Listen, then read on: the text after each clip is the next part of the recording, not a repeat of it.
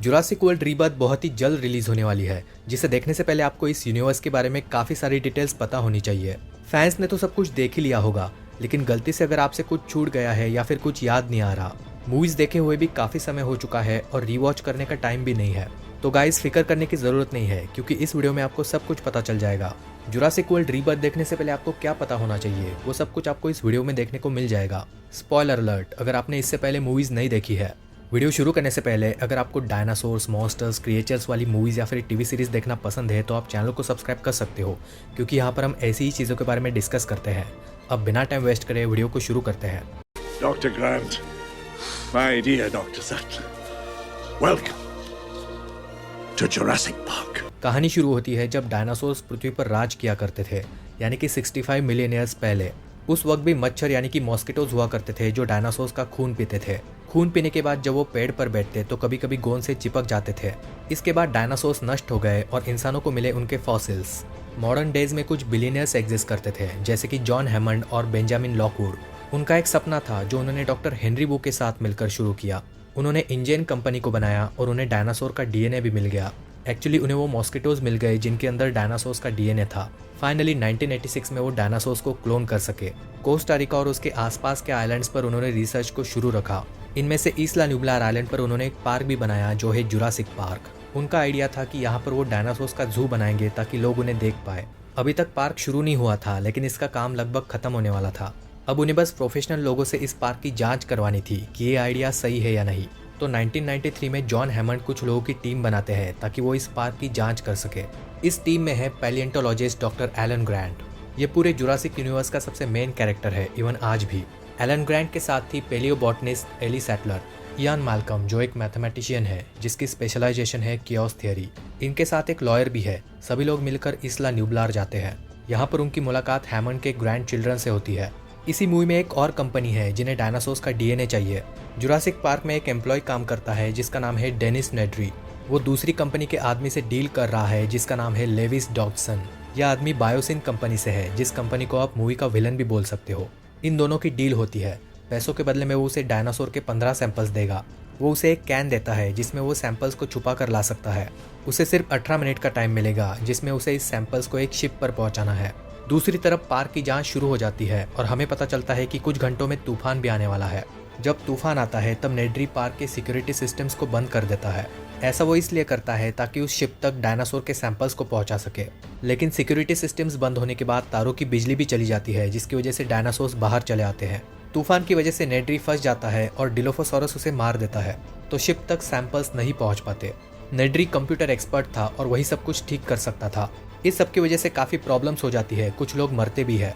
Doctor Alan grant बच्चों के साथ जंगल में फंस जाते हैं। यहाँ पर उन्हें डायनासोर्स के अंडे भी मिलते हैं। ये चीज़ काफ़ी शॉकिंग थी, क्योंकि डायनासोर्स को सिर्फ साइंटिस्ट ही बना सकते थे। उन्होंने सिर्फ फीमेल डायनासोर्स को ही बनाया था।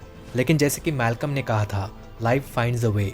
बाद में फिर से कुछ लोग मरते हैं, लेकिन किसी तरह से वो आइलैंड से निकलने में कामयाब होते हैं।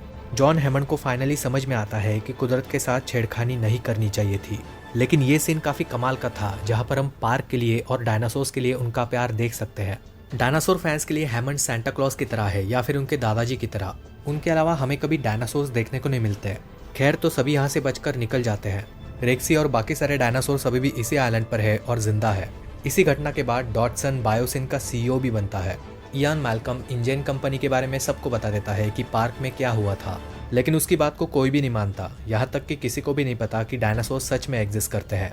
इसी टाइम के अराउंड हैमंड को यह भी पता चलता है कि लॉकवुड अपनी बेटी शार्लेट को सपोर्ट कर रहा है। इनफर्टिलिटी की वजह से उसकी बेटी ह्यूमन क्लोन बनाने की कोशिश कर रही थी। इस सब की वजह से जॉन हैमंड इंजन कंपनी का पूरा कंट्रोल ले लेते हैं। इस सब के बाद the lost world Jurassic park की कहानी टेक्स प्लेस करती है। 1997 चल रहा है। एक फैमिली ईस्ला सोरना आइलैंड पर पिकनिक मनाने जाते हैं। उनकी छोटी बच्ची पर कुछ कॉम्पीज हमला कर देते हैं। इस सब की वजह से जॉन हैमंड के नेफ्यू पीटर इंजन कंपनी का कंट्रोल लेते हैं। साइड बी यानी कि ईस्ला सोरना वो आइलैंड है जहाँ पर डायनासोर्स की क्लोनिंग करी जाती थी। हरिकेन यानी कि बड़ा तूफान आने की वजह से साइड बी बंद हो चुकी थी। पीटर के पास इंजन का कंट्रोल आने की वजह से बड़ी गड़बड़ हो गई थी। इसकी वजह से जॉन हैमंड मैल्कम को फिर से मिलते हैं। इस बार जॉन हैमंड ये चाहते हैं कि डायनासोर्स के एग्जिस्टेंस के बारे में पूरी दुनिया को पता चले, यानी कि सभी को पता चले कि ईस्ला सोरना पर डायनासोर्स है और उन्हें वहीं पर छोड़ दिया जाए। हैमंड ने एक टीम को फोटोज और प्रूफ कलेक्ट करने के लिए वहां पर भेजा था। लाइसिन एक केमिकल है जिसकी वजह से डायनासोर जिंदा रह पाते थे, लेकिन अब जबकि कोई उन्हें ये केमिकल नहीं दे रहा है, फिर भी लाइसिन के बिना डायनासोर ईस्ला सोरना पर जिंदा कैसे है। तो ये सब कुछ फाइंड आउट करने के लिए और डायनासोर्स के फोटोज लेने के लिए सैरा एक टीम के साथ वहां पर गई थी। हैमंड मैल्कम को भी वहां पर भेजना चाहते थे, लेकिन जैसे कि हम जानते हैं कि वो डायनासोर से नफरत करता है। लेकिन जब उसे पता चलता है कि सैरा जो कि उसकी मंगेतर है वो उस आइलैंड पर गई है, तो उसे बचाने के लिए वो खुद वहां पर जाता है। यहाँ पर आने के बाद उन्हें पता चलता है कि डायनासोर्स को लाइसिन कहाँ से मिल रहा है। उन्हें पता चलता है कि इस आइलैंड पर कुछ ऐसे पौधे हैं जिनमें लाइसिन भी होता है। शाकाहारी डायनासोर्स उन पौधों को खाते हैं जिसकी वजह से वो जिंदा है, और मांसाहारी डायनासोर्स शाकाहारी डायनासोर्स को खाते हैं जिसकी वजह से वो भी जिंदा है। पीटर भी सोल्जर्स की टीम के साथ वहां पर आता है ताकि डायनासोर्स को पकड़ सके। कुछ डायनासोर्स को वो पकड़ भी लेते हैं और अब उन्हें टीरेक्स को पकड़ना है। टीरेक्स को पकड़ने के लिए वो टीरेक्स के बच्चे को कैद करते हैं। पीटर का प्लान है कि डायनासोर्स को पकड़कर शहर लेकर जाए। सिटी में उन्होंने जुरासिक पार्क की तरह ही एक पार्क बनाया है, लेकिन हमारे मेन कैरेक्टर्स डायनासोर्स को आज़ाद कर लेते हैं और टीरेक्स के बच्चे को बचा लेते हैं। इसकी वजह से टीरेक्स उनके पीछे आते हैं और उन्हें मारने की कोशिश करते हैं। इसके बाद वो बच जाते हैं और सभी लोग एक साथ मिलकर आइलैंड से निकलने की कोशिश करते हैं। टीरेक्स फिर से हमला करता है, बाद में वेलोसिरैप्टर्स। जैसे तैसे वो आइलैंड से निकल जाते हैं, लेकिन उन्हें पता चलता है कि इन्होंने टीरेक्स को पकड़ लिया है। टीरेक्स के बच्चे को भी उन्होंने पकड़ लिया था, जिसे उन्होंने सिटी में ही रखा है। जिस शिप में वो टीरेक्स को पकड़ कर ला रहे थे वो क्रैश हो जाती है। टीरेक्स अब आज़ाद हो गया है, सिटी में घूम रहा है और तबाही मचा रहा है। उसके बच्चे की वजह से वो फिर से टीरेक्स को शिप पर ले जाने में कामयाब होते हैं। पीटर यहाँ पर मारा जाता है, लेकिन वो फिर से टीरेक्स को बेहोश कर देते हैं। टीरेक्स और उसके बच्चे को फिर से ईस्ला सोरना पर छोड़ दिया जाता है और अब वहाँ पर डायनासोर्स अच्छे से जी रहे हैं। इस घटना के बाद इंडियन कंपनी को मसरानी कॉर्पोरेशन ने खरीद लिया था। उन्होंने सारे एक्सपेरिमेंट्स को रोककर क्लोनिंग को भी बंद कर दिया था। इसके बाद कहानी जुरासिक पार्क 3 की तरफ बढ़ती है, जो 2001 में टेक्स प्लेस कर रही है। पिकनिक पर गया हुआ एरिक ईस्ला सोरना पर फंस जाता है। उसके माँ बाप पॉल और अमेंडा झूठ मूठ के करोड़पति बनकर डॉक्टर एलन ग्रांट से मिलते हैं। वो उन्हें झूठ बोलते हैं कि उन्हें ईस्ला सोरना आइलैंड की टूर करनी है, वो भी सिर्फ प्लेन में बैठकर। वो डॉक्टर ग्रांट को कन्विंस करते हैं कि सब कुछ सेफ रहेगा और उन्हें अच्छे खासे पैसे भी ऑफर करते हैं। तो डॉक्टर ग्रांट अपने असिस्टेंट बिली के साथ वहाँ पर जाने के लिए तैयार होते हैं। यहाँ पर पहुँचने के बाद डॉक्टर ग्रांट को पता चलता है कि वो तो लैंड करने वाले हैं, जो कि प्लान का हिस्सा बिल्कुल भी नहीं था। वो मना कर देते हैं। इसकी वजह से एक बंदा उन्हें सिर पे मार के बेहोश कर देता है। जब वो होश में आते हैं तब उन्हें पता चलता है कि वो ऑलरेडी आइलैंड पर लैंड कर चुके हैं। अब यहाँ पर उन्हें पता चलता है कि ये तो इस आइलैंड पर अपने बेटे एरिक को ढूंढने आए हैं। डॉक्टर ग्रांट को वो सिर्फ इसलिए लाए हैं क्योंकि उन्हें इन सारी चीज़ों का एक्सपीरियंस है। एक खतरनाक डायनासोर उनका पीछा करता है, तब वहाँ से उन्हें प्लेन में बैठकर निकलना पड़ता है। एक हादसे की वजह से उनका प्लेन जंगल में क्रैश हो जाता है। लोग मारे जाते हैं और अब वो इस आइलैंड पर फंस चुके हैं। डॉक्टर ग्रांट को पता चलता है कि ये तो करोड़पति भी नहीं है और उन्हें पैसे भी नहीं मिलने वाले। बिली को जंगल में अंडे मिलते हैं, जिनमें से 2 वो खुद के पास रख लेता है। उनके पीछे स्पाइनोसोरस और कुछ वेलोसिरैप्टर्स भी पड़े हैं। फिर हमें पता चलता है कि एरिक अभी जिंदा है, जो डॉक्टर ग्रांट को वेलोसिरैप्टर से बचाता भी है। एरिक काफी स्मार्ट है, डायनासोर्स के बारे में सब कुछ जानता है और डॉक्टर एलन ग्रांट का फैन भी है। इसी की वजह से वो अब तक आइलैंड पर जिंदा बचा है। खैर, कुछ समय बाद एरिक की मुलाकात अपने मॉम डैड से हो ही जाती है। उनके पीछे स्पाइनोसोरस पड़ा है, जिससे वो जैसे तैसे करके बच जाते हैं। इसके बाद डॉक्टर एलन को पता चलता है कि बिली ने 2 अंडे अपने पास ही रख लिए थे, जिसकी वजह से वेलोसिरैप्टर्स उनका पीछा कर रहे थे। डॉक्टर एलन बिली से नाराज हो जाते हैं, लेकिन अंडों को फेंकते नहीं है, क्योंकि अगर उन्हें वो फेंक भी देते तब भी वेलोसिरैप्टर्स उनका पीछा नहीं छोड़ते। इसके बाद कुछ टेरानोडॉन्स उन पर हमला करते हैं और एरिक को उठा लेते हैं। बिली एरिक को बचाता है, लेकिन खुद घायल हो जाता है। सबको लगता है बिली मर गया और वहाँ से वो निकल जाते हैं।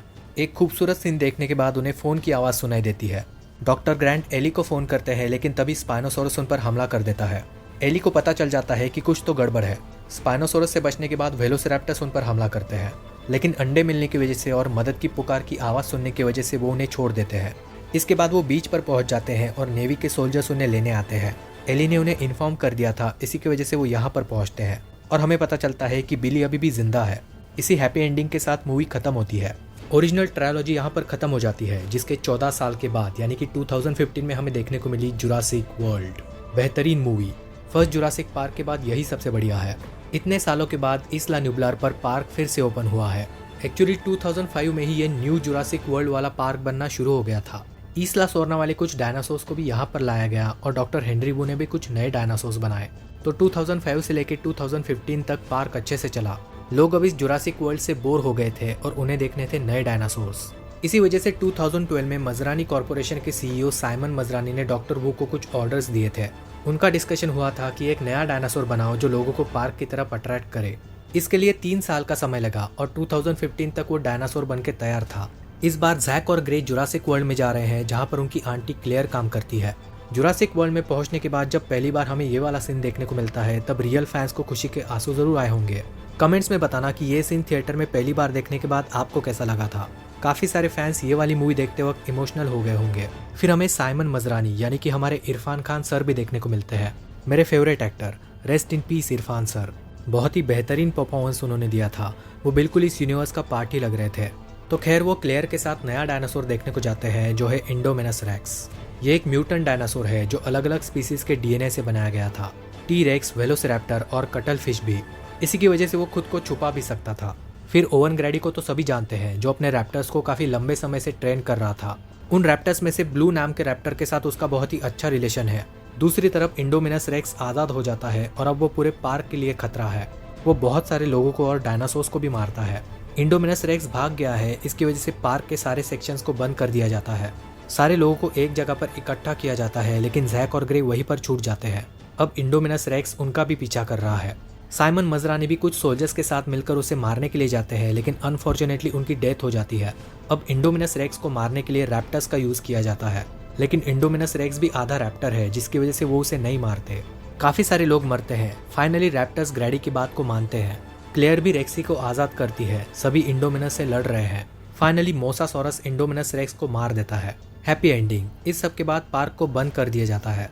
दोस्तों यहाँ पर मैं आपके साथ एक पर्सनल चीज को शेयर करना चाहता हूँ। अगर यहाँ तक आपने वीडियो को देख लिया है तो आपको पता चल ही गया होगा कि ऐसे वीडियोस बनाने में बहुत ज्यादा मेहनत लगती है। इस वीडियो पर मैं पिछले 12 दिन से काम कर रहा हूँ, तब जाकर ये पूरा हुआ है। मेरी बहुत सारी वीडियोस मोनेटाइज नहीं हो पाती, जिसकी वजह से चैनल से पैसे नहीं बन रहे हैं। न्यू रूल्स के हिसाब से एड्स तो चल जाती है, लेकिन उसके पैसे यूट्यूब ही रख लेता है। ऐसे में वीडियोस बनाना और चैनल को कंटिन्यू रखना बहुत ही मुश्किल हो रहा है। मुझे इस चैनल पर हमेशा काम करना है और इसके लिए मुझे आप लोगों के सपोर्ट की जरूरत है। तो दोस्तों, अगर आप मेरे वीडियोस को पसंद करते हो तो इस क्यूआर कोड को स्कैन करके आप चैनल को सपोर्ट कर सकते हो। जितना आपका दिल कर रहा है आप उतना सपोर्ट कर सकते हो। अगर अच्छा रिस्पॉन्स आता है तो मैं काफी कुछ इम्प्रूव कर सकूंगा। इस बात को सुनने के लिए बहुत बहुत धन्यवाद दोस्तों। जो भी कोई सपोर्ट कर पाएगा उनको मैं अगली वीडियो में शाउट आउट जरूर दूंगा। अब वीडियो को कंटिन्यू करते हैं।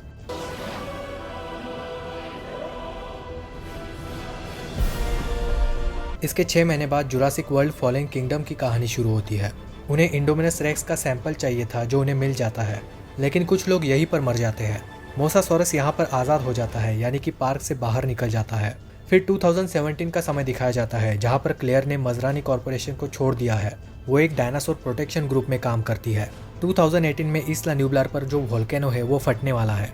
इसकी वजह से पूरा आइलैंड तबाह होने वाला है। हमें डॉक्टर मैल्कम भी देखने को मिलते हैं जिनका कहना है कि उन डायनासोर्स को वहीं पर मरने के लिए छोड़ देना चाहिए। फिर हमें जॉन हैमंड के पार्टनर बेंजामिन लॉकवुड भी देखने को मिलते हैं। वो क्लेयर और ओवन को रिक्रूट करते हैं ताकि डायनासोर्स को आइलैंड से बचा सके। तो डायनासोर्स को बचाने के लिए पूरी एक टीम वहां पर जाती है। वो आइलैंड पर पहुंचते हैं और देखते हैं कि जुरासिक वर्ल्ड पूरी तरह से तबाह हो चुका है। उन्हें ब्लू भी मिलती है, लेकिन यहीं पर होती है बगावत। टीम यहाँ पर 2 हिस्सों में बट जाती है। एक जिन्हें डायनासोर्स को सच में बचाना था और एक टीम वो जिन्हें उन्हें सिर्फ फायदे के लिए बचाना था। खैर, वोल्केनो फट जाती है और जैसे तैसे वो वहां से बाहर निकलते हैं। कुछ ही डायनासोर्स बच पाते हैं। एक बेचारा ब्राकियोसोरस तो उनके सामने ही मरता है। फिर हमें पता चलता है कि लॉकवुड ने इंसानों की क्लोनिंग भी करी है। अपनी खुद की बेटी शार्लेट जो मर चुकी थी, उन्होंने उसे फिर से क्लोन किया। अब उसका नाम है मेसी, जो कि फिलहाल छोटी है। लॉकवुड को भी यहाँ पर धोखा मिलता है। उनका बिजनेस पार्टनर एलाई मिल्स उनका मर्डर कर देता है। तो इस मूवी का विलन मिल्स है, जिसे डायनासोर्स को यहाँ पर लाकर दूसरों को बेचना था। यहीं पर हमें इंडोरैप्टर भी देखने को मिलता है, जिसे डॉक्टर वू ने रिसेंटली ही बनाया था। मेन कैरेक्टर्स नीलामी रोकने की कोशिश भी करते हैं और इंडोरैप्टर भी आज़ाद हो जाता है। अब इस लॉकवुड मैनर में इंडोरैप्टर सबको मारने की कोशिश कर रहा है। जैसे तैसे वो मारा जाता है। बचे हुए सारे डायनासोर्स एक जगह पर कैद थे और मरने वाले थे। एक बार क्लेयर को लगता भी है कि उन्हें आज़ाद करना चाहिए, लेकिन वो खुद को रोक लेती है। लेकिन मेसी खुद को नहीं रोक पाती। उसे लगता है कि उन्हें भी जीने का अधिकार है। खैर, तो सारे के सारे डायनासोर्स वहाँ से फ्री हो जाते हैं और विलन्स भी मारे जाते हैं। मिल्स भी मारा जाता है और रेक्सी अभी भी जिंदा है।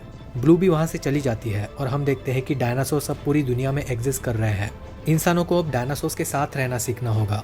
इसके 4 साल के बाद जुरासिक वर्ल्ड डोमिनियन की कहानी टेक्स प्लेस करती है 2022 में। डायनासोर्स इंसानों के साथ रहते हैं। ओवन भी क्लेयर और मेसी के साथ रहता है। एक्चुअली वो लोग मेसी को बायोसिन कंपनी से सेफ रख रहे हैं। डॉटसन अब बायोसिन कंपनी का CEO है, जिसे हमने जुरासिक पार्क 1 में भी देखा था। Doctor Alan Grant, Ellie, Malcolm तीनों हमें फिर से देखने को मिलते हैं। डॉक्टर हेनरी वू भी, जो अभी सुधरने की कोशिश कर रहे हैं। इस बार उन्होंने कुछ बड़े लोकस्ट बनाए थे। उन्हें बनाने का मकसद यही था कि बायोसिन कंपनी को और भी ज़्यादा पैसे मिल सके। ये लोकस्ट खेती को तबाह कर रहे थे। बायोसिन कंपनी ही उन्हें रोक सकती थी और ऐसे ही वो टॉप कंपनी बन सकती थी।